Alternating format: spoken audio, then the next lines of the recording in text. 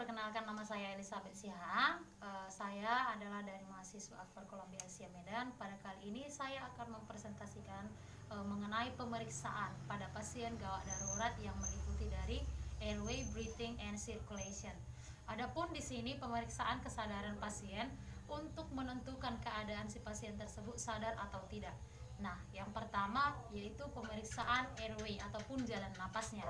Yang pertama yang kita lakukan di sini adalah memeriksa jalan napas si pasien, apakah ada sekret ataupun sumbatan ataupun benda-benda asing yang terdapat pada bagian jalan napas tersebut. Nah, di sini kita harus melihat jalan napas tersebut apakah ada sumbatan, sekret ataupun benda-benda asing. Lalu setelah itu pada pemeriksaan airway ini kita juga dapat melakukan tindakan triple maneuver, yaitu head tilt. Dia ini adalah ekstensi kepala. Kita mengangkat pada bagian kepala ini agak ke atas, ekstensi kepala seperti ini. Lalu chest lift, mengangkat dagu bagian bawah ini ke atas. Kegunaannya adalah untuk meluruskan jalan napas, si pasien agar tidak ada gangguan pada saat bernapas pada pasien. Kita angkat. Lalu yang terakhir itu just draw, yaitu posisi kita membelakangi seperti ini posisinya, lalu kita mengangkat pada bagian rahang bawah ke atas seperti ini.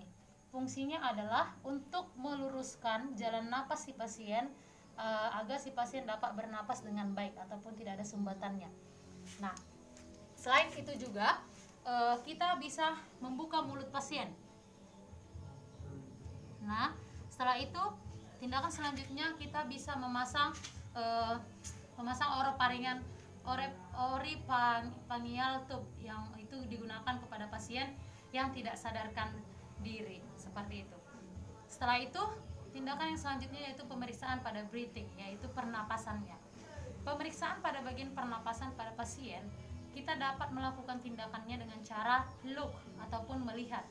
Kita bisa melihat pernapasan si pasien, apakah si pasien ini bernapas dengan baik, apakah si pasien ini memiliki kesulitan atau menggunakan alat sesuatu untuk bernapas. Kita juga dapat melihat apakah si pasien ini bernapas bagian dadanya ini berbentuk simetris atau tidak, seperti itu. Yang selanjutnya kita juga dapat melihat ataupun selain pemeriksaan pernapasan ini kita juga dapat mendengar suara napas si pasien dengan cara kita bisa mendengar suara napas pasien ini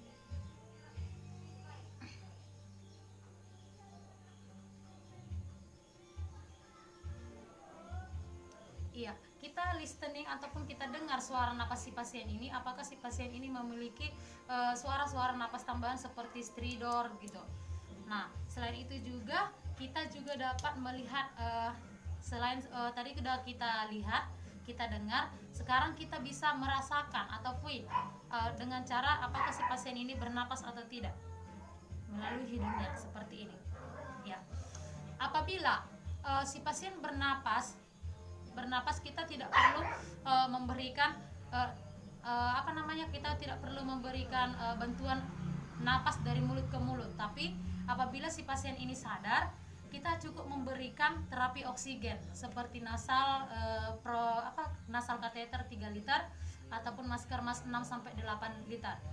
Selain itu juga apabila si pasiennya tidak sadar, kita memberikan bantuan napas yaitu dari mulut ke mulut dan bantuan napas dari menggunakan alat ambubek seperti itu.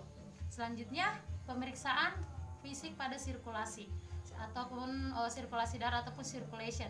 Pada pemeriksaan ini kita bisa memeriksa bagaimana pendarahannya si pasien ini. Setelah itu apabila si pasien ini memiliki pendarahan seperti itu, kita harus segera melakukan memberikan terapi cairan seperti cairan infus NaCl, RL seperti itu. Selanjutnya kita memeriksa tekanan darah si pasien, tekanan darah dan nadi si pasien. Begitulah kira-kira singkatnya penjelasan saya mengenai pemeriksaan fisik pada pasien gawat darurat yang meliputi dari airway, breathing, and circulation. Thank you.